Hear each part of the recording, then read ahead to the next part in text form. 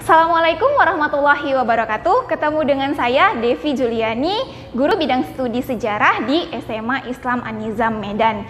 Hai, apa kabarnya nih? Semoga sehat selalu dan masih tetap semangat ya belajar dari rumahnya. Kita ketemu dalam mata pelajaran sejarah, pastinya kita akan membahas materi-materi sejarah yang menyenangkan. Oke, kita awali pembelajaran kita pada hari ini dengan melafazkan basmalah. Bismillahirrahmanirrahim. Semoga pembelajaran kita hari ini dimudahkan dan dilancarkan. Amin amin ya robbal alamin. Nah, materi kita pada hari ini yaitu tentang respon bangsa Indonesia terhadap kolonialisme dan imperialisme. Ini adalah materi sejarah peminatan di kelas 11. Nah, sebenarnya materinya hampir sama dengan materi di sejarah Indonesia kelas 11 juga, ya, tentang bagaimana masuknya bangsa Barat ke Indonesia, kemudian perlawanan-perlawanannya gitu ya. Tapi di sini kita lebih fokus kepada respon bangsa Indonesia terhadap adanya imperialisme dan kolonialisme di Indonesia. Nah, kita tahu bahwa selama ratusan tahun di beberapa wilayah Nusantara telah mengalami penjajahan oleh bangsa Barat di beberapa wilayah Nusantara. Kenapa dikatakan beberapa? Karena kita sudah tahu dan sudah pernah dengar ya bagaimana bangsa Indonesia sebagai bangsa yang memiliki semangat juang yang tinggi berusaha untuk melawan dan berusaha untuk mengusir para penjajah tersebut. Kemudian di beberapa tempat itu seperti di Aceh, Bali, Riau dan beberapa daerah lainnya ini bahkan tidak sampai setengah abad mengalami penjajahan.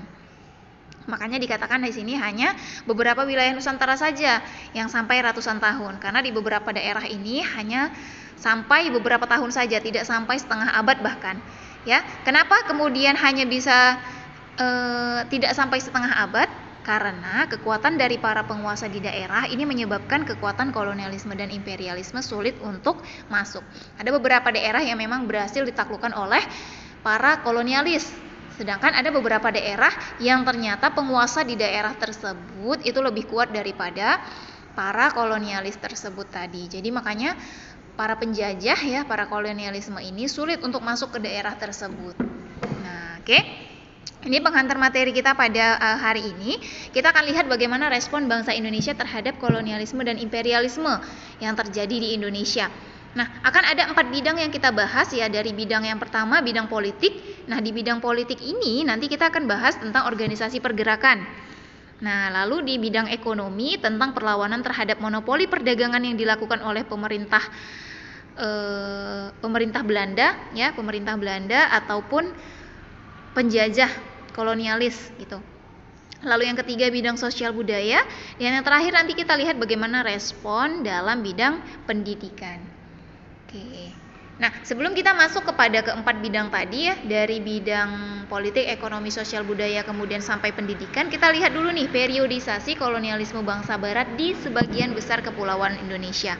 Nah, tetapi periodisasi ini tidak termasuk Portugis dan Spanyol, karena Portugis dan Spanyol ini lebih dulu ya, masuk sebelum tahun 1602. Nah, di sini diawali dari periodenya VOC 1602. Ya, periode VOC, kemudian dilanjut pemerintahan Hindia Belanda. Setelah itu ada namanya pemerintahan Republik Batav, ada masuk pemerintahan Inggris ya. Kemudian 1816 sampai 1830 ini pemerintahan Hindia Belanda juga. Setelah itu 1830 sampai 1870 pemerintahan Hindia Belanda masa tanam paksa.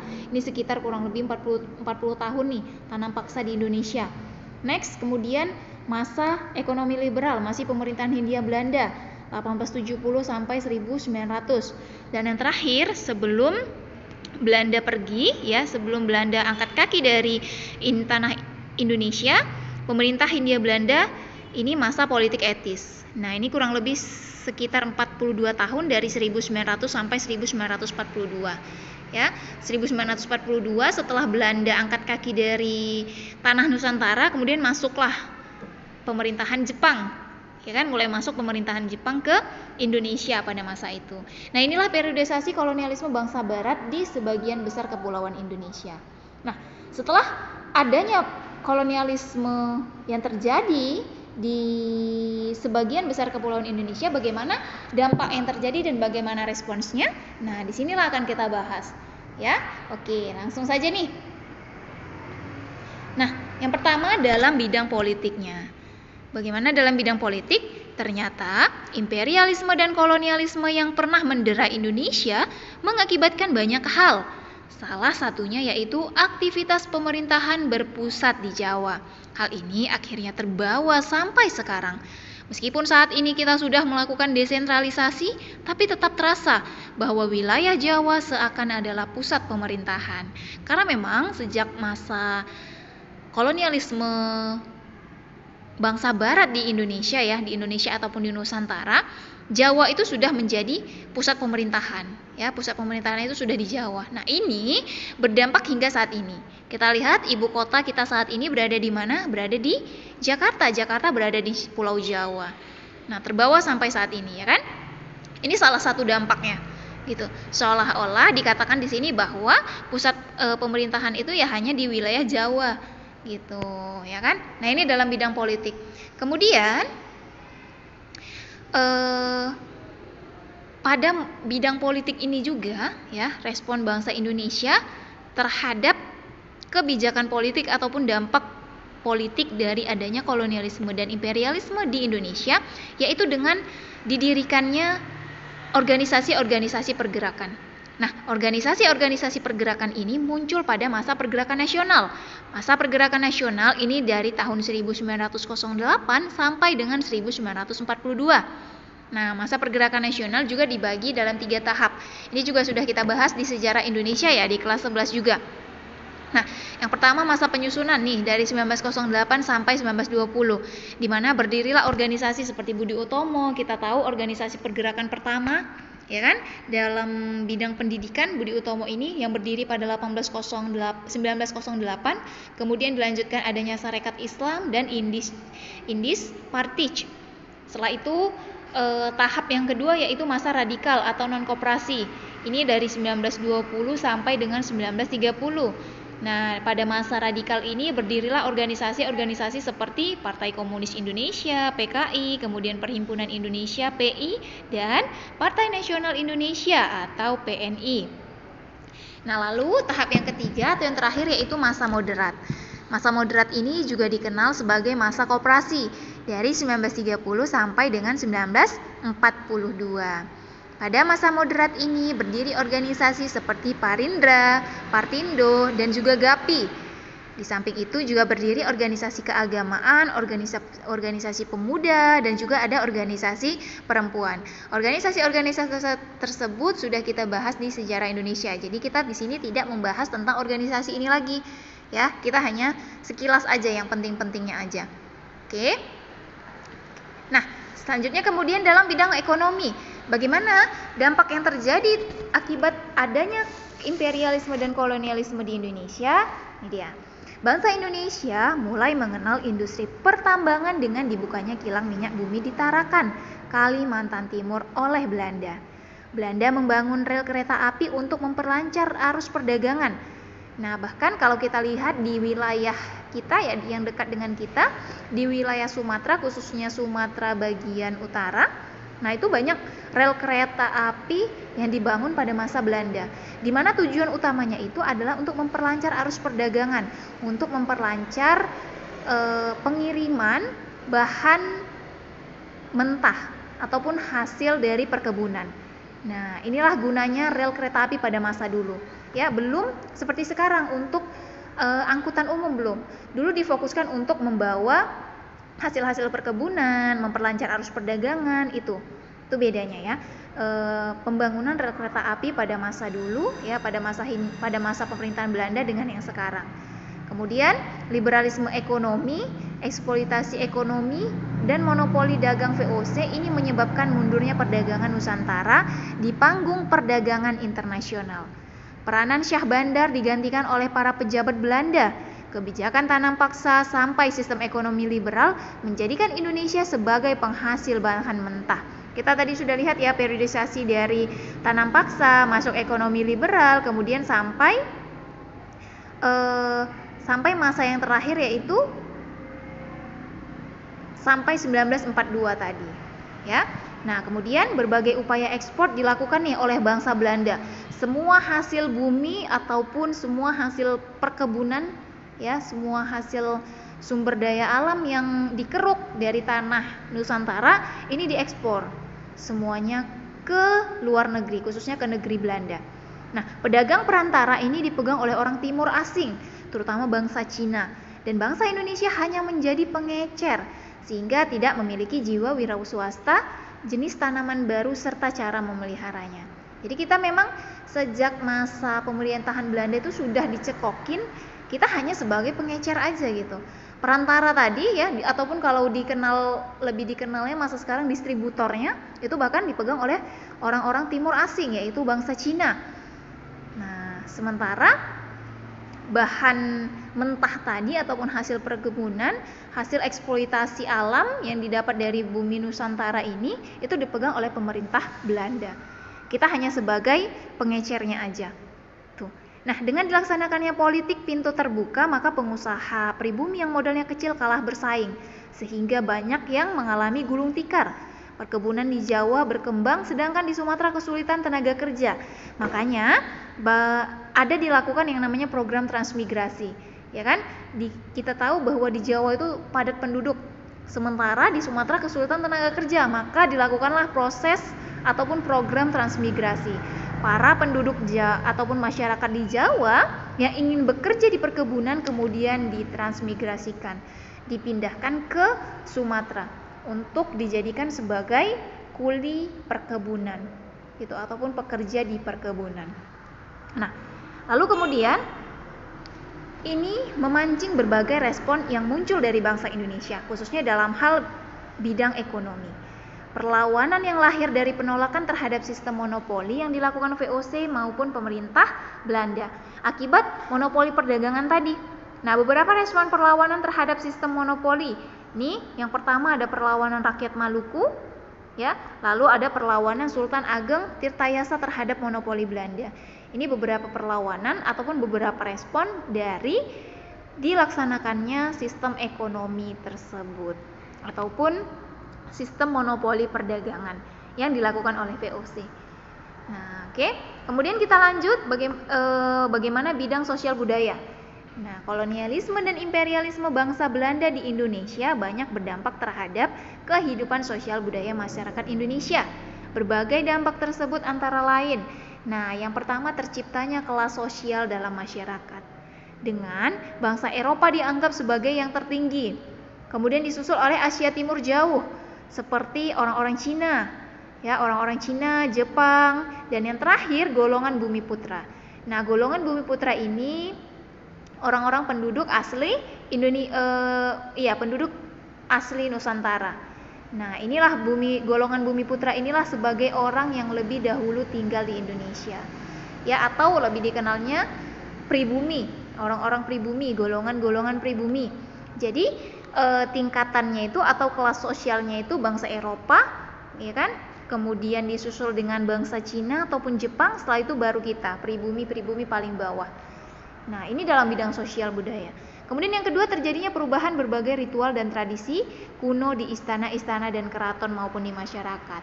Kita tahu sebelum kedatangan bangsa Belanda atau bangsa Barat ke Indonesia, tumbuh yang namanya kerajaan-kerajaan bercorak Buddha maupun Islam. Yang terakhir itu Islam, ya, Islam di Nusantara.